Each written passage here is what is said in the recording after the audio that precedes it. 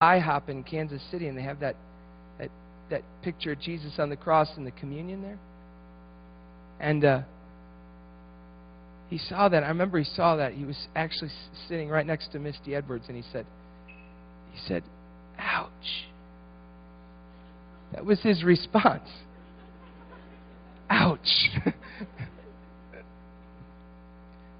At that time when he saw it, he was around 3 or 4. Then you get him books and you start teaching him about it. One day Samuel walks into my worship room, and I have this couch in my worship room, and a few guitars are hanging around, piano. And he walks in there and he says, "Hey, Daddy, I want to write a song about Jesus." The reality is, Samuel writes songs all the time. He writes songs, these little funny songs about, his mommy so he can get more candy, and you know what I mean? Let's write a song, So I had absolutely no idea what I was getting into. And I listened to it. I said, "Well, what do you want to write about?" He said, "Well, I'm gonna take my guitar and I'm gonna sit over here, and you take your guitar and here, get your pen and your paper, and I'm gonna tell you the words." This is what he said to me. "And then I want you to write the song, Daddy." So I said, "What are your first words?" He said, "Hey, Jesus."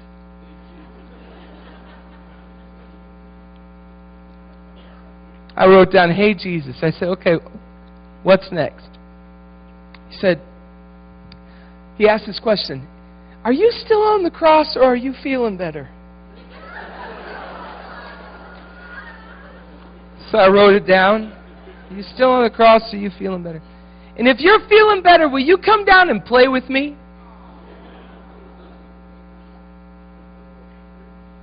I was thinking about that today when you're talking about presence of the Father coming down.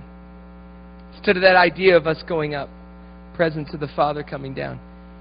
"Will you come down and play with me?" I said, "How about if we said, won't you come down, down, down, down to the ground?" Now this is like Ignatius spirituality here. I'm telling you a story that maybe took an hour and a half to develop. You know what I mean? So like he used to do, he'd take a Bible story and say, "How long does it take? How long do you think that Bible story took?" And then we'd all go into our imagination and fill in the gaps, you know what I mean, of a story in the Bible. But this took a while to get this. I said, what if we said, "Won't you come down, down, down, down to the ground?"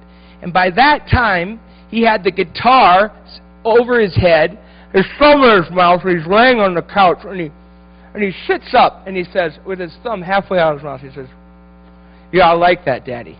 That's what he said to me. And then he said this to me. He said, "Tell him to come to the next to me place."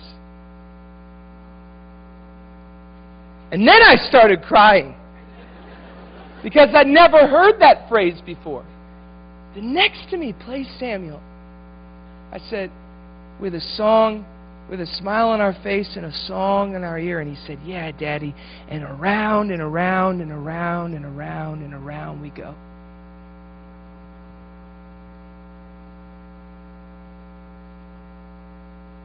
The second verse was actually written later, and then we wrote the third verse, but I'll go to the second verse. We tell Samuel because the Enlightenment and the Reformation has ripped out the beautiful gift of imagination, and we've told people, see, imagination is supposed to be used, and then you test the imagination. And what we do is we've ripped ourselves off as Christians in our worship and in our prayer and in our listening skills to God by putting the logic part first. And if it doesn't make sense and it's not logical, then it isn't real. And if you're tapping in with your imagination, you're not tapping into reality.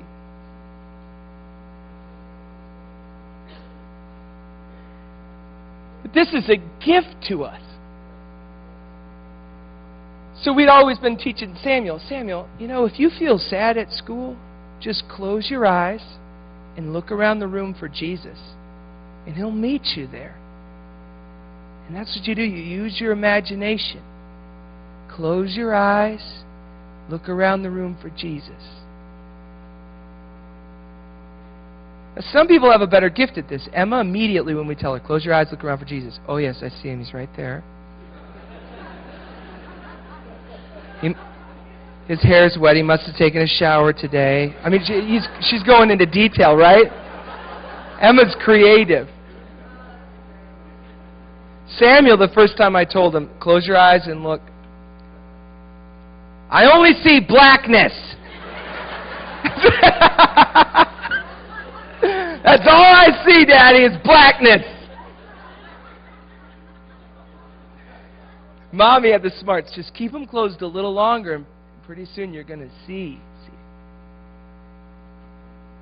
So one day, he's sniffling in the bed when I go up to put him down. I said, what's wrong, Samuel? He said, well, today I was feeling lonely at school and I closed my eyes and I waved at Jesus and he didn't wave back. And I didn't even know. I wasn't even smart enough to say something stupid enough like, maybe you just didn't see him wave back, or do something like that, manipulative. I wasn't even smart enough. My first reaction was, Sam, that'd be an awesome second verse to our song. Hey, Jesus, when I wave at you, do you wave back too? He said, yeah, Daddy, how about, hey, Jesus, when I'm feeling sad, do you feel sad too?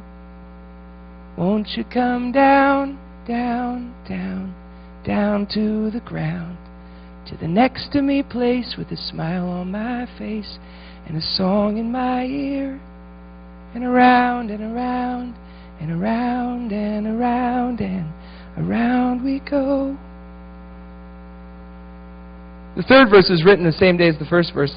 I have all my theology books, like the Greek books and all that stuff from seminary. I have them up on my top shelf in my worship room, mostly so I'm not tempted by any of them.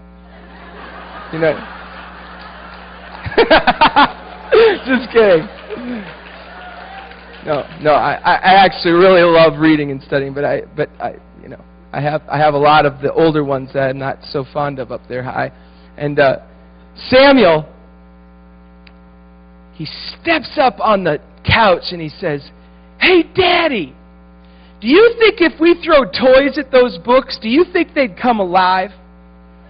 Put that in the song. So I wrote it down, but creative, like I said earlier, God does not create for human approval. He creates for human discovery. So his love, his admiration, his standard for what he finds beautiful is not based on human approval. There's stuff we're just finding. And God didn't say, oh, I should have never made that. He wasn't hiding it in the depths of the ocean because he was embarrassed. God just doesn't create for human approval.